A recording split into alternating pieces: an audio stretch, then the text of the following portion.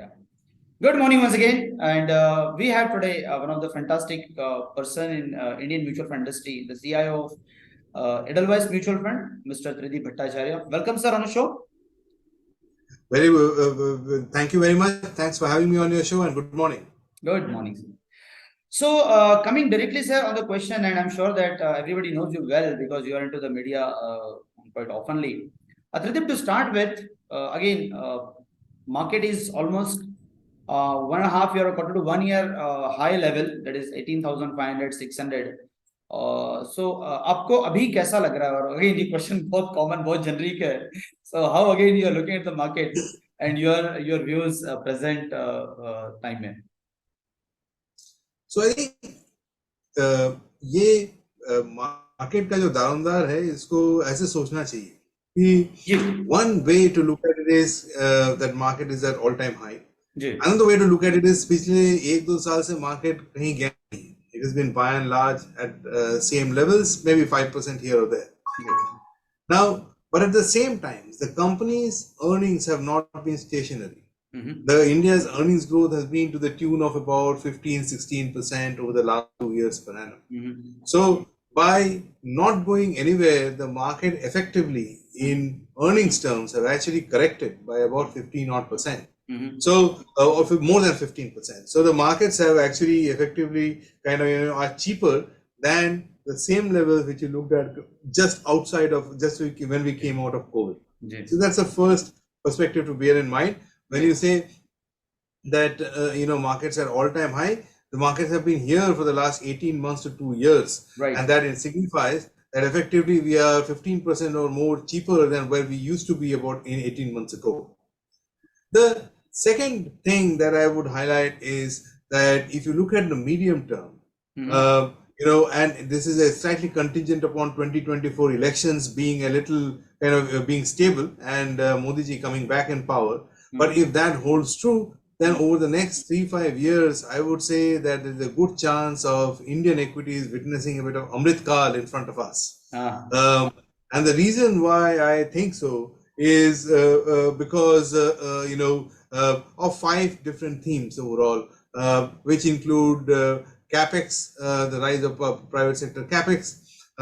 Second, overall, financials in the way the credit growth in the economy has picked up, and also kind of the fact that the real estate sector in India is bottoming out. So these being the 3 big themes. Couple of others which are government related, like for example indigenization of defense and China plus one or Europe plus one. All of these put together, if you sort of sum all of this up, it would seem to me that the next 3-5 years is probably India's time, assuming that macro in terms of the North Block is kind of stable. Tridip, अभी इसमें ना एक बहुत बड़ा catch है. अब आपने कहा कि नहीं, उसको दूसरे पर्सपेक्टिव से देखना चाहिए. I completely agree with you, and though we are on this side, so we certainly will going to look at the things in that particular fashion, right? अभी एक आम आदमी को ये कैसे समझ में आएगा कि आज से 1.5 साल पहले या 1.25 साल पहले बाजार 18,800 था, आज 18,500 है, तो ये महंगा नहीं है, ये सस्ता हुआ है. ये समझ में कैसे आएगा? व्हाट आर दोस फंडामेंटल, और उसके देखने की जो हम लोग पर्सपेक्टिव की बात कर रहे हैं कि तो ये पर्सपेक्टिव में चेंज आना चाहिए, जो आना चाहिए वो कैसे आएगा? मतलब उसने कैसे देखना चाहिए इस पर्सपेक्टिव को? So basically एक बहुत कॉमन पैरामीटर है PE मल्टीपल जी. तो हम लोग कोई भी कंपनी जब देखते हैं तो जब हम कहते हैं कि या तो महंगा है या नहीं है, कोई भी चीज अगर आप एज ए रिटेल खरीदने जाती है तो the price of which matters. ये ज्यादा महंगा है, ये कम है. सो स्टॉक मार्केट के कॉन्टेक्स्ट में सेम चीज, कौन कितना महंगा है, इस चीज को दर्शाने के लिए हम एक रेशियो को देखते हैं, PE multiple, which is price to earnings multiple. So price to earnings multiple में price of that stock is on the numerator, earnings is in the denominator. Now in the case of Nifty, अगर आप मान लें, so Nifty में Nifty का price ऊपर होगा, Nifty की earnings नीचे होगी. तो जो मैं आपको कह रहा था वो ये कि पिछले 2 सालों में earnings estimates have gone up by anywhere between 15 to 20%. So मतलब जिसका जो denominator है वो करीबन 15-20% से ऊपर भागा है. अच्छा लेकिन जो उसका न्यूमरेटर है, जो निफ्टी का लेवल है, जैसे आपने कहा 18,800 18,500, वो ब्रॉडली सेम लेवल पे। जी सो नेट नेट पी मल्टीपल पॉइंट ऑफ व्यू से ये अगर देखें तो स्टॉक मार्केट 15 से 20% सस्ता है। और जनरली हम जब स्टॉक खरीदते हैं या कोई भी चीज खरीदते हैं तो हम चाहते हैं कि उसको सस्ते दामों में खरीदें ताकि महंगे दामों में बेच बराबर सके। तो इफेक्टिवली अगर पी मल्टीपल के नजरिए से देखें तो आई थिंक जो भी आपके दर्शक हैं उनको ये समझना ज्यादा कठिन नहीं होगा कि आज का जो वैल्यूएशन मल्टीपल है वो पिछले 2 साल के बनिस्बत करीबन 20% सस्ता है। Super good.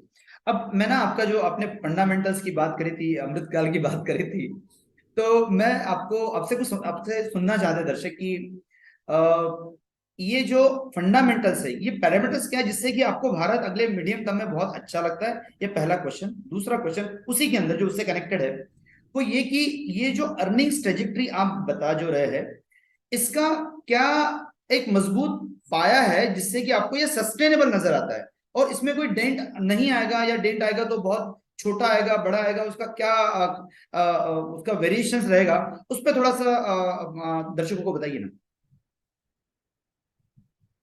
देखिए जो मैंने आपको कुछ 4-5 थीम्स मैंने गिना दिए जी सामने से as a very headline kind of a number, जी उसको थोड़ा सा अगर हम डीप डाइव करें जी तो आप पाइएगा कि जैसे आप इंडस्ट्रियल सेक्टर को ले लीजिए या जी मैन्युफैक्चरिंग सेक्टर को ले लीजिए, जी इसमें इंडिया की जो कैपेसिटी यूटिलाइजेशन जी वो करीबन 75% के आसपास पहुंच गई। जी इसका मतलब ये है कि जो फैक्ट्रीज में एग्जिस्टिंग कैपेसिटी यूज हो रही है उसका करीबन 75% ऑलरेडी यूज हो चुका है। अच्छा तो कोई भी फैक्ट्री में आप उतना ही बना सकते हैं जितना उसकी असेंबली लाइन में कैपेसिटी हो।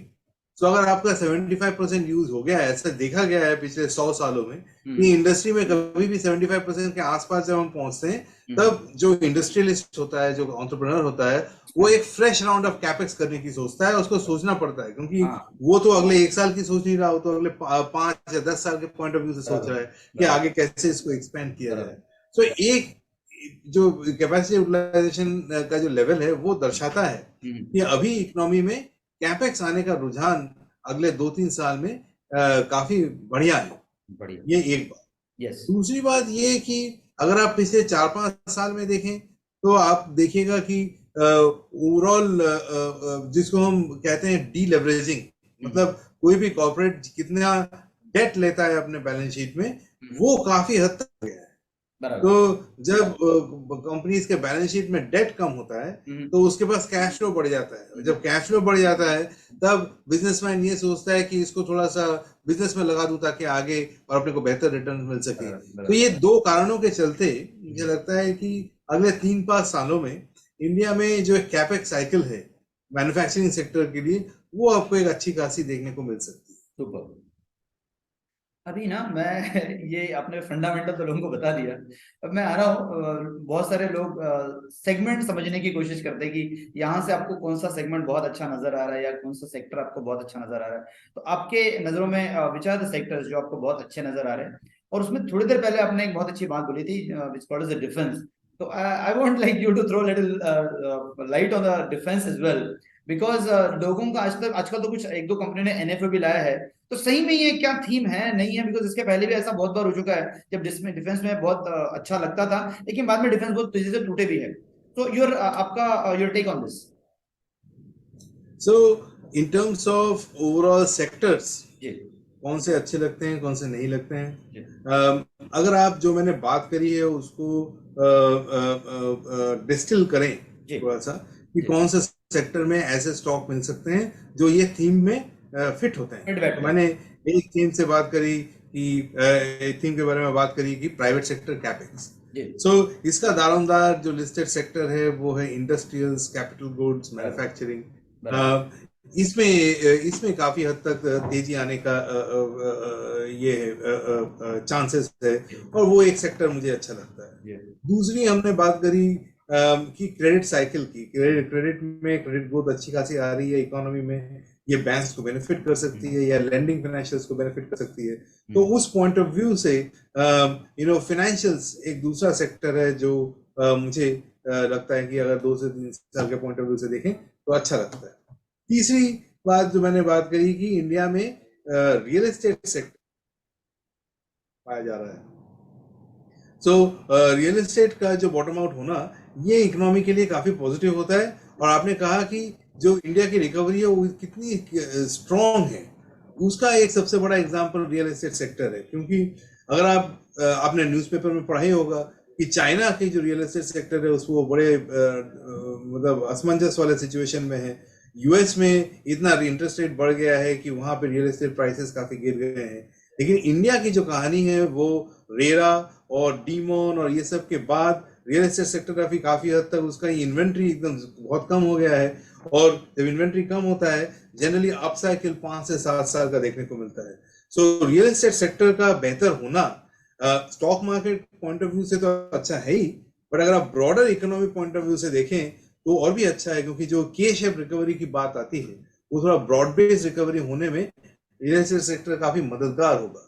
तो ये एक तीसरी जगह है जहाँ पे सेक्टर है जहाँ पे हम लोग पॉजिटिव हैं। और इसके खेलने के बहुत तरीके हैं, डायरेक्ट वे, इनडायरेक्ट वे, हम दोनों में आने वाला सो वो और अब मैं आता हूँ आपके मेरे जो चौथा एरिया है विच इज डिफेंस, जो आपका दूसरा सवाल था उसको लेते हुए। देखिए पिछले 25-30 सालों में कभी भी कोई अपॉर्चुनिटी आती है ना उसके पहले सप्लाई खड़ा हो जाता है। और जब सप्लाई आ जाता है तो आपको मालूम है कि उसमें मार्जिन प्रेशर शुरू हो जाते हैं। और जब मार्जिन प्रेशर आना शुरू हो जाता है तब obviously kind of property hit होती है, अर्निंग्स हिट होती है। लेकिन डिफेंस का जो कार्यक्रम है उसमें एटलीस्ट अभी का रुझान ऐसा है कि अपॉर्चुनिटी तो 10 साल की है लेकिन कैपेबिलिटी की कमी है। सो अभी कंपनीज इस एरिया में इन्वेस्ट कर रही हैं, कुछ नए नए स्टार्टअप्स इस एरिया में बन रहे हैं। सो मच सो कि अभी आज के डेट में अगर आप सही मायनों में पूछें तो लिस्टेड स्पेस में उतने ज्यादा लिस्टेड डिफेंस प्लेस है भी नहीं। अभी मोस्टली कुछ पीएसयू लिस्टेड है जिनमें आपको एक्सपोजर लेना पड़ता है। बट मेरे ख्याल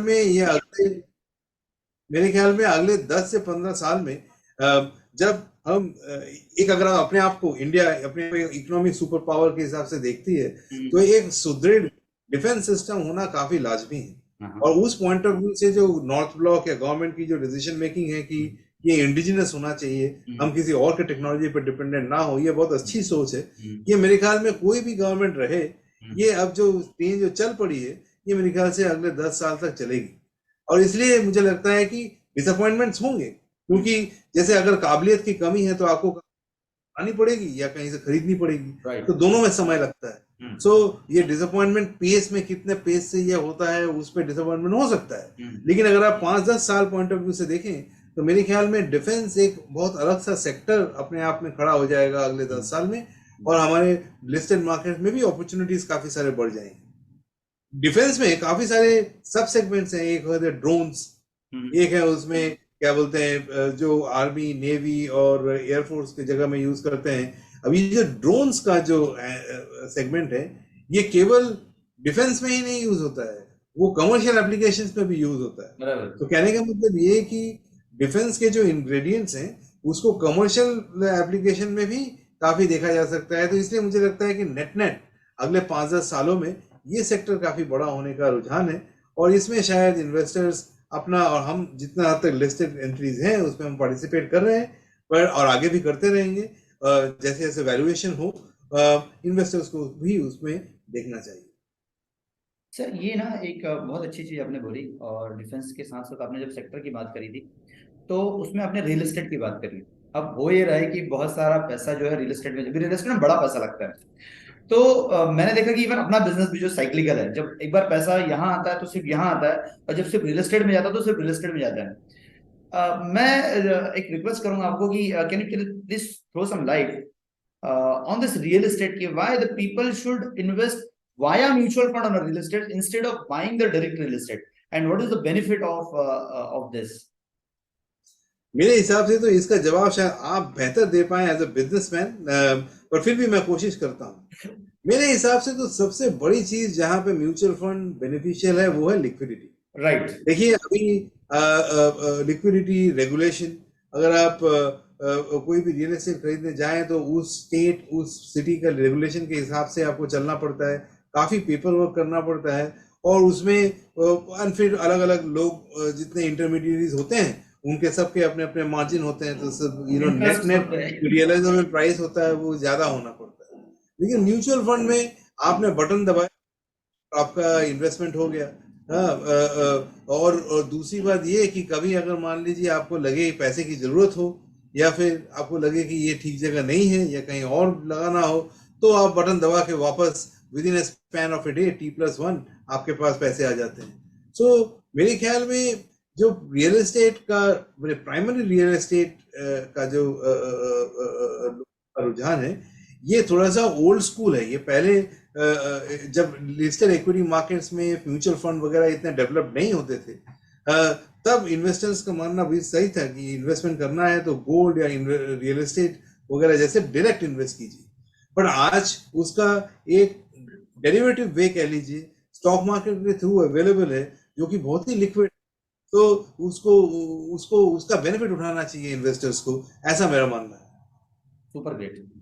and this is a better way of actually investing instead of going directly, because उसमें करेक्ट। और फिर उसको संभालना मतलब वो एक नई कहानी है, उसके एक्सपेंसेस हाँ, कैरी वाले रहते उसपे हैं वो तो एक अलग। करेक्ट, हाँ करेक्ट करेक्ट, उसको संभालना और उसको उसका मेंटेनेंस एंड अपकीप एक अलग बात है। और यहाँ पे अगर आप कोई शेयर्स खरीद लेते हैं, तो वो संभालना उस कंपनी के प्रमोटर को है, आपको केवल शेयर्स अपने अकाउंट में रखने हैं, और ये उम्मीद करनी है कि जिसमें अपने पैसे लगाए वो अच्छा करे।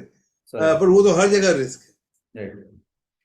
सर एक वापस जो पहला क्वेश्चन पूछा था 18,800 वाला, उससे कनेक्टेड एक क्वेश्चन है कि लोगों के पेशेंस लेवल थोड़े से टूट रहे हैं 18,800 के लेवल पे वापस, जो लोग अभी मार्केट आ रहा है तो लोगों का लग रहा है यार मेरा पैसा एक बार आ गया ना, चलो ठीक है एक काम करते इस पैसे को थोड़ा निकाल लेते, फिर 10% का रिटर्न मिल गया तो ऐसा करते एक काम करते 10% मिल गया रिटर्न समहाउ, हमारे जैसे कुछ लोगों ने जो थोड़ी सी हल्की फुल्की टाइमिंग कर ली, एसटीपी करवा ली, तो उससे रिटर्न थोड़ा बन गया है।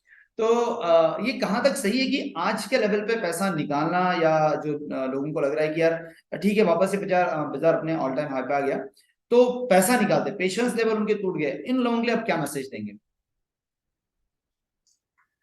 इन लोगों के लिए तो मेरा सबसे स्ट्रॉन्ग मैसेज है, बाकी और कुछ समझे ना समझे, इक्विटी मार्केट्स में जो सबसे ज्यादा काम करती है वो है basically time in the market, right, as oppose to timing the market. Right. Now इसमें होता ये है कि हमको लगता है कि ये आज का हाई है। अगर आप पिछले 20 साल का चार्ट देखें निफ्टी 50 का, तो आप किसको हाई कहिएगा? 2007 में भी हाई हुआ था, 2012 में भी हाई हुआ था। सो कहने का मतलब ये कि इसका एक कर्व जो है वर्टिकल रहा है over a period of time. So अगर आप हमारे जैसे मिड कैप फंड में अगर आप इन्वेस्ट करते, मैं ये नहीं कह रहा हूँ कि ये और ये डेटेड पास्ट इंफॉर्मेशन है, फैक्चुअल इंफॉर्मेशन है, and past returns are no indication of future returns, but फिर भी अगर आप ये सब को लेते हुए भी 15 साल अगर आप मिड कैप फंड में होते, तो उसका हमारे प्रोडक्ट टीम के अनुसार XIRR मतलब आपका जो रिटर्न है वो 17% केगर होता। अब आप बताइए कि कितने ऐसे एसेट क्लास हैं जो कि 17% केगर आपको दे सकते हैं, पहली बात। दूसरी बात ये, they not only give you return but also साथ में आपको लिक्विडिटी का ऑप्शन कभी भी अवेलेबल है, ये दूसरी बात। तीसरी बात ये कि अगर आप इंडिया में देखें तो इंडियन कंपनीज की जो अर्निंग्स ग्रोथ है over long period of time has been in the same range. So net net कहने का मतलब ये कि इक्विटी इन्वेस्टिंग वर्क्स। सेकंड, अगर आप मतलब उसको जितना लंबा छोड़ेंगे उतना आपका केगर रिटर्न बढ़ता रहेगा। और तीसरी बात ये कि मार्केट जो है it always transfer wealth to the patient as oppose to the person who is willing to trade. तो इसलिए मेरे हिसाब से इक्विटीज में हमेशा 5 से 10 साल का आउटलुक रखना चाहिए। उतना ही कैपिटल लगाएं जो कि जिसकी आपको जरूरत ना पड़े, और जो लगाएं उसको वहां पे रखें, तो जितना समय तक आप रखिएगा, it's a bit like old wine, उतना उसका टेस्ट और बेहतर होता जाएगा और कॉस्ट भी। सर जाते जाते yes you lot of good numbers out of it, but yes again your words of wisdom. So I think based on the questions that you asked, जिसमें मुझे ये समझ में आता है कि इन्वेस्टर्स आपको क्या सवाल पूछ रहे हैं। अगर मैं डिस्टिल करूं तो पहली बात ये कि जो मैंने कहा time in the market is far more important than timing the market. Second, basically, the market transfers wealth to the agile, to the from the trader to the guy who is patient. ये दो चीज को जरूर याद रखें. तीसरी बात ये इन्वेस्टिंग स्टाइल के ऊपर हो गया. तीसरी बात ये कि अगर आप अगले 5 से 10 साल देखें, मेरे 25 साल के करियर में मैंने इंडिया का जो हाल है, जो सूरत हाल है, वो इससे बेहतर इससे पहले नहीं देखा. वाह. सो मेरे ख्याल में ये अगला 5 साल, अगला 5, और मैं तो कहूंगा कि अगर मैक्रो स्टेबिलिटी बनी रहे, मैक्रो माने गवर्नमेंट की स्टेबिलिटी बनी रहे, तो 5 से 10 साल इंडिया के बड़े अच्छे गुजरेंगे with regards to general status of the economy as reflected in earnings growth of the companies. So ये जो फेज है, ये फेज को मैं चाहूंगा कि आपके थ्रू आपके दर्शक जो सुन रहे हैं उनको बताना चाहता हूं कि इनको मिस ना करें. और इसमें बार बार अंदर बाहर ट्रेडिंग करने से होता ये है कि जो रिटर्न सस्टेनेबली बनना होता है वो भी छूट जाता है. और ऐसा मानना है कि पूरे साल में एक्चुअल रिटर्न्स केवल 5 दिन या 6 दिन में बनते हैं, और बट आपको वो 5 दिन 6 दिन इन्वेस्टेड होना पड़ेगा. सो इक्विटी रिटर्न्स आर लंपी. तो उसमें अगर आप वो थोड़ा सा पैसे बन गए करके निकाल दिए जाएंगे तो आप वो दिन हो सकता है मिस कर जाए. और ये 5 या 6 दिन में से अगर आप 1 या 2 दिन भी मिस कर जाते हो तो पूरे साल का रिटर्न का पूरा क्रियाक्रम हो जाता है. सो ये चौथी बात मैं कहना चाहूंगा. एंड फाइनली इक्विटीज में हमेशा आउटलुक लॉन्ग टर्म रखना चाहिए, और अगर आप रहें तो मेरे ख्याल में इन ट्रू टर्म्स मेरे हिसाब से अगले 5 साल में इंडिया का इक्विटीज पॉइंट ऑफ व्यू से शायद अमृतकाल हमारे आगे है. So with that I would say very happy investing, and hopefully I have added some thoughts to your existing repertoire of knowledge base and thinking. Sir, thank you very much. It was indeed a great privilege and great time with you, and I'm sure that कि बहुत लोगों को आपने जितना बताया, मतलब defence के बारे में या फिर रियल एस्टेट के बारे में या फिर ऑल द सेक्टर्स आपने जो बताया, आपने जो पॉइंट्स बताया, आपने आखिरी का जो समराइज भी किया 5 points, I am very sure कि इतना बड़ा आपका रिच एक्सपीरियंस है और ये वर्ड्स ऑफ विजडम लोगों को बहुत काम आएंगे. And thank you very much for coming on the show. आपने अपना टाइम समय निकाला हमारे साथ. Millions of thanks for every single second which you spared with us. Thank you. Namaskar. Thank you. Thank you. Bye.